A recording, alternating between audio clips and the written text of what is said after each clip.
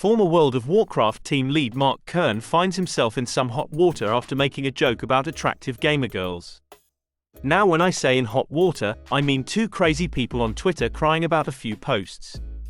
If you are scratching your head right now wondering who Mark Kern is, that is fine. How he is does not matter much when talking about this story. However, for those who might be curious, here is just a brief rundown. He is a game developer who has been in the industry for years. Originally, he worked for Blizzard as one of the leads in the World of Warcraft team. He later left Blizzard and created his own gaming studio. However, certain people are upset about his tweets, rather than his games. More specifically, he highlights tweets from other game developers and writers. Mark likes to make a habit of sharing tweets about other game developers who make racist remarks. Unfortunately for Mark, he likes to highlight racist remarks that the mainstream gaming media and pushers consider the right type of racism. If you are still confused, allow me to share a few examples with you. Here is the community manager for Fallout Prime claiming on X that white people cannot be racist against white people. She also makes a bunch of other tweets. One states, white men with white knight complexes sat around a table and thought, what way to profit off of real trauma that is a very real problem in this industry, especially in content creation. This tweet is one of many where she specifically goes after white men. Whether or not white men actually hold power does not make her tweets any less disturbing. It is ironic that this person is speaking about power when she holds so much. This one comment she made is one of the lighter ones out of many other ones. Mark decided to point this out, and as you can imagine, it caused a meltdown.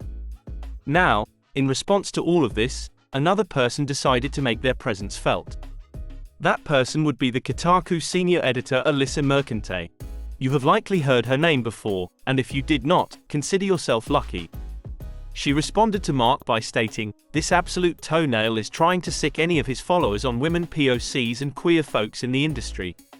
Every single person in a position of power should be speaking out against this with their entire chest.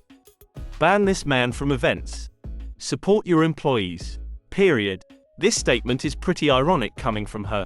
Just a few weeks ago, she was using her audience to go after the Sweet Baby Inc. detected Steam Group creator. Right now, she is busy writing hit pieces on Melanie Mack and Asmongold.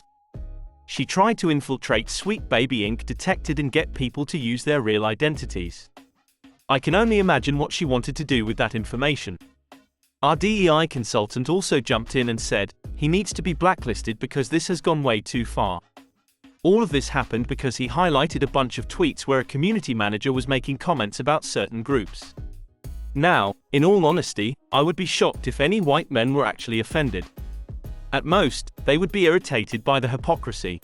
Personally, I find it funny how certain people try to self-deprecate. Most people making tweets like this are white themselves. They might be women, but they are not far removed from the groups they're trying to grandstand against.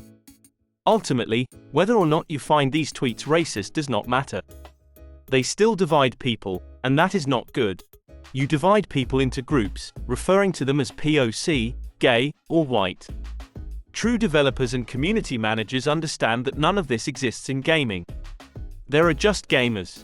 Gaming is a fantasy land where people from all sexes, religions, and races can come together and enjoy something. Gaming has the ability to be a truly borderless world, and people like this who only care about grouping people do nothing to bring the community together.